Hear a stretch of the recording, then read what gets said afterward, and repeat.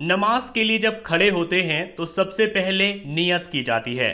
زبان سے نیت کرنا ضروری نہیں ہے، اگر آپ صرف دل میں سوچ لیتے ہیں تب بھی آپ کی نیت مانی جائے گی۔ جیسے کہ اگر آپ ظہر کی نماز پڑھ رہے ہیں اور آپ دل میں سوچ لیتے ہیں کہ میں ظہر کی 4 رکعت فرض نماز پڑھ رہا ہوں، منہ میرا کعبے کی طرف ہے اور میں امام صاحب کے پیچھے ہوں، تو آپ کی نیت ہو جائے گی۔ لیکن اگر آپ زبان سے کہہ لیں تو یہ اچھا ہے۔ زبان سے آپ اس طرح کہہ سکتے ہیں، نیت کرتا ہوں میں 4 رکعت نماز کی، وقت ظہر کا، پیچھے پیش امام کے، منہ میرا کعبہ شریف کی طرف۔ تو اگر آپ زبان سے ایسے کہہ لیں گے تو آپ کی نیت ہو جائے گی۔ نیت کرنے کے بعد سب سے پہلے تکبیر کہی جاتی ہے، اللہ اکبر۔ امام جو ہوتا ہے وہ بلند آواز سے زور سے بولتا ہے اللہ اکبر، اور جو مقتدی ہوتے ہیں یا پھر جو تنہا نماز پڑھنے والا ہوتا ہے وہ اس کو آہستہ سے بولتا ہے اللہ اکبر۔ اس کو کہا جاتا ہے تکبیر۔ اس کا ترجمہ ہے اللہ بہت بڑا ہے، اللہ سب سے بڑا ہے۔ تکبیر کے بعد ثنا پڑھی جاتی ہے، ثنا یعنی سبحانک اللہم۔ تو اس کو ہم اس طرح سے پڑھیں گے، سبحانک اللہم وبحمدک وتبارک اسمک وتعالی جدک ولا الہ غیرک۔ اس کا ترجمہ بھی آپ یہاں پر دیکھ لیجئے، سبحانک اللہم وبحمدک، اے اللہ تیری ذات پاک ہے اور خوبیوں والی ہے۔ سبحانک اللہم، اے اللہ تیری ذات پاک ہے، وبحمدک اور تعریف کے قابل ہے یعنی خوبیوں والی ہے، وتبارک اسمک اور تیرا نام برکت والا ہے، وتعالی جدک اور تیری شان اونچی ہے، بلند ہے تیرا مرتبہ، ولا الہ غیرک اور تیرے سوا کوئی معبود نہیں ہے۔ ثنا پڑھنے کے بعد تعوذ پڑھی جاتی ہے، مطلب اعوذ باللہ من الشیطان الرجیم، جس کا ترجمہ ہے میں اللہ کی پناہ مانگتا ہوں شیطان مردود سے۔ اس کے بعد تسمیہ پڑھی جاتی ہے، یعنی بسم اللہ الرحمن الرحیم، شروع کرتا ہوں اللہ کے نام کے ساتھ جو نہایت مہربان اور رحم کرنے والا ہے۔ اس کے بعد سورہ فاتحہ پڑھی جاتی ہے، الحمدللہ رب العالمین الرحمن الرحیم مالک یوم الدین ایاک نعبد و ایاک نستعین اہدنا الصراط المستقیم صراط الذین انعمت علیہم غیر المغضوب علیہم ولا الضالین آمین۔ اب یہاں پر آپ اس کا ترجمہ دیکھیے، الحمدللہ رب العالمین، تمام تعریفیں اللہ کے لیے ہے جو تمام عالموں کا پالنہار ہے، الرحمن الرحیم، نہایت مہربان اور رحم کرنے والا ہے، مالک یوم الدین، یوم جزا یعنی قیامت کے دن کا مالک ہے، ایاک نعبد و ایاک نستعین، ہم تیری ہی عبادت کرتے ہیں اور تجھی سے مدد مانگتے ہیں، اہدنا الصراط المستقیم، ہم کو سیدھے راستے پر چلا، صراط الذین انعمت علیہم، ان لوگوں کا راستہ جن پر تو نے انعام کیا، غیر المغضوب علیہم ولا الضالین، نہ کہ ان لوگوں کا راستہ جن پر تو نے غضب کیا اور نہ گمراہوں کا راستہ۔ آمین، الہی قبول فرما۔ اس کے بعد آپ کوئی ایک سورت پڑھیں گے، 10 سورتوں پر میں ویڈیو بنا چکا ہوں، آپ وہ دیکھ کر کے یاد کر سکتے ہیں۔ تو جیسے کہ یہاں پر ہم سورہ اخلاص پڑھیں گے، قل هو اللہ احد اللہ الصمد لم یلد ولم یولد ولم یکن لہ کفوا احد۔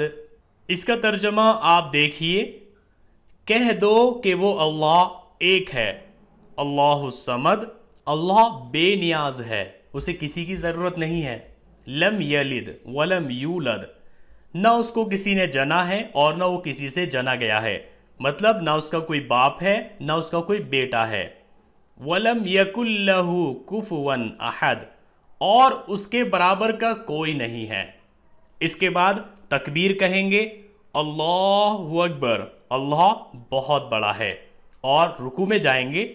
رکوع میں یہ تسبیح 3 بار پڑھی جاتی ہے، سبحان ربی العظیم، سبحان ربی العظیم، سبحان ربی العظیم، جس کا ترجمہ ہے پاک ہے میرا پروردگار عظمت والا۔ اس کے بعد تسمیع پڑھی جاتی ہے، یعنی سمیع اللہ لمن حمیدہ، یہ تسبیح ایک بار پڑھتے ہیں جس کا ترجمہ ہے اللہ نے اس بندے کی بات سن لی جس نے اس کی تعریف کی۔ یہ تسبیح پڑھتے ہوئے کھڑے ہو جائیں گے اور اس کے بعد پڑھیں گے تحمید، یعنی ربنا لک الحمد۔ کچھ کتابوں میں ربنا ولک الحمد بھی آیا ہے، تو آپ ربنا لک الحمد بھی پڑھ سکتے ہیں اور آپ ربنا ولک الحمد بھی پڑھ سکتے ہیں، جس کا ترجمہ ہے اے ہمارے پروردگار تیرے لیے تمام تعریفیں ہیں، ربنا لک الحمد، اے ہمارے رب تیرے ہی لیے تمام تعریفیں ہیں۔ اس کے بعد تکبیر کہی جائے گی، اللہ اکبر، اللہ بہت بڑا ہے، اور یہ تکبیر کہتے ہوئے سجدے میں چلے جائیں گے۔ سجدے میں جو تسبیح پڑھی جاتی ہے سبحان ربی الاعلی، 3 بار پڑھی جاتی ہے، سبحان ربی الاعلی، سبحان ربی الاعلی، جس کا ترجمہ ہے پاک ہے میرا رب جو بڑا عالی شان ہے۔ اس کے بعد تکبیر کہیں گے، اللہ اکبر، اور بیٹھ جائیں گے۔ اس کے بعد پھر دوسرا سجدہ کریں گے تکبیر کہتے ہوئے اللہ اکبر، اور دوسرے سجدے میں بھی یہی تسبیح 3 بار پڑھیں گے۔ اس کے بعد تکبیر یعنی اللہ اکبر کہتے ہوئے کھڑے ہو جائیں گے دوسری رکعت کے لیے، اور دوسری رکعت میں پہلے سورہ فاتحہ پڑھیں گے، سورہ فاتحہ کے بعد کوئی سورت پڑھیں گے، اس کے بعد اللہ اکبر کہتے ہوئے رکوع میں جائیں گے۔ رکوع میں رکوع کی تسبیح پڑھیں گے سبحان ربی العظیم 3 بار، اس کے بعد اللہ اکبر کہتے ہوئے کھڑے ہو جائیں گے اور پھر ربنا ولک الحمد پڑھیں گے۔ اس کے بعد اللہ اکبر کہتے ہوئے سجدے میں چلے جائیں گے۔ سجدے میں 3 بار سجدے کی تسبیح پڑھیں گے، اس کے بعد اللہ اکبر کہتے ہوئے بیٹھ جائیں گے۔ اس کے بعد اللہ اکبر کہتے ہوئے پھر سے دوسرے سجدے میں جائیں گے اور پھر 3 بار یہ تسبیح پڑھیں گے۔ اس کے بعد اللہ اکبر کہتے ہوئے بیٹھ جائیں گے۔ جب آپ بیٹھیں گے تو آپ کو تشہد پڑھنا ہوگا۔ تشہد یہ ہے التحیات للہ والصلوات والطیبات، السلام علیک ایہا النبی ورحمۃ اللہ وبرکاتہ، السلام علینا وعلی عباد اللہ الصالحین، اشہد ان لا الہ الا اللہ واشہد ان محمدا عبدہ ورسولہ۔ التحیات للہ والصلوات والطیبات، اللہ کے لیے ہے تمام زبانی عبادتیں، بدنی عبادتیں اور مالی عبادتیں۔ السلام علیکہ ایہا النبی ورحمۃ اللہ وبرکاتہ، اے اللہ کے نبی آپ پر سلام ہو اور اللہ کی رحمت اور اللہ کی برکت نازل ہو۔ السلام علینا وعلی عباد اللہ الصالحین، اور سلامتی ہو ہم سب پر اور اللہ کے نیک بندوں پر۔ اشہد ان لا الہ الا اللہ، میں گواہی دیتا ہوں کہ اللہ کے سوا کوئی معبود نہیں ہے، کوئی عبادت کے لائق نہیں ہے۔ واشہد ان محمدا عبدہ ورسولہ، اور میں گواہی دیتا ہوں کہ محمد صلی اللہ علیہ وسلم اللہ کے بندے اور اس کے رسول ہیں۔ اس کے بعد اگر آپ کی نماز 3 یا 4 رکعت والی ہیں تو آپ اللہ اکبر کہتے ہوئے کھڑے ہو جائیں گے اور اس کے بعد آپ سورہ فاتحہ پڑھیں گے۔ اگر سنت ہے تو سورہ فاتحہ کے بعد آپ کوئی سورت بھی ملائیں گے، لیکن اگر فرض نماز ہے تو آپ صرف سورہ فاتحہ پڑھیں گے، اس کے بعد آپ رکوع کریں گے، سجدہ کریں گے، پھر سے کھڑے ہوں گے، پھر سے آپ سورہ فاتحہ پڑھیں گے، رکوع کریں گے، سجدہ کریں گے اور بیٹھ جائیں گے۔ بیٹھنے کے بعد آپ تشہد میں پہلے اتحیات پڑھیں گے، اس کے بعد آپ اتحیات کے بعد درود شریف بھی پڑھیں گے۔ جو 4 رکعتوں والی یا 3 رکعتوں والی نماز ہے اس میں دوسری رکعت پر آپ صرف تشہد یعنی اتحیات پڑھیں گے، لیکن جو لاسٹ والی رکعت ہوتی ہے اس میں تشہد کے بعد درود شریف اور جو دوسری دعائیں ہیں وہ بھی پڑھنی ہوتی ہیں۔ تو پہلے آپ درود شریف دیکھیے، اللہم صلی علی محمد وعلی آل محمد کما صلیت علی ابراہیم وعلی آل ابراہیم انک حمید مجید، اللہم بارک علی محمد وعلی آل محمد کما بارکت علی ابراہیم وعلی آل ابراہیم انک حمید مجید۔ درود شریف کا ترجمہ دیکھیے، اللہم صلی علی محمد وعلی آل محمد، اے اللہ درود بھیج، رحمت بھیج محمد صلی اللہ علیہ وسلم پر اور محمد صلی اللہ علیہ وسلم کی آل پر، کما صلیت علی ابراہیم وعلی آل ابراہیم، جیسے کہ تو نے رحمت بھیجی ابراہیم علیہ السلام پر اور ابراہیم علیہ السلام کی آل پر، انک حمید مجید، بے شک تو تعریف والا اور بزرگی والا ہے یعنی بڑائی والا ہے۔ اللہم بارک علی محمد وعلی آل محمد، اے اللہ برکت بھیج محمد صلی اللہ علیہ وسلم پر اور محمد صلی اللہ علیہ وسلم کی آل پر مطلب اولاد پر، کما بارکتا جیسے کہ تو نے برکت بھیجی، علی ابراہیم ابراہیم علیہ السلام پر، وعلی آل ابراہیم اور ابراہیم علیہ السلام کی اولاد پر، انک حمید مجید، بے شک تو تعریف والا اور بزرگی والا ہے۔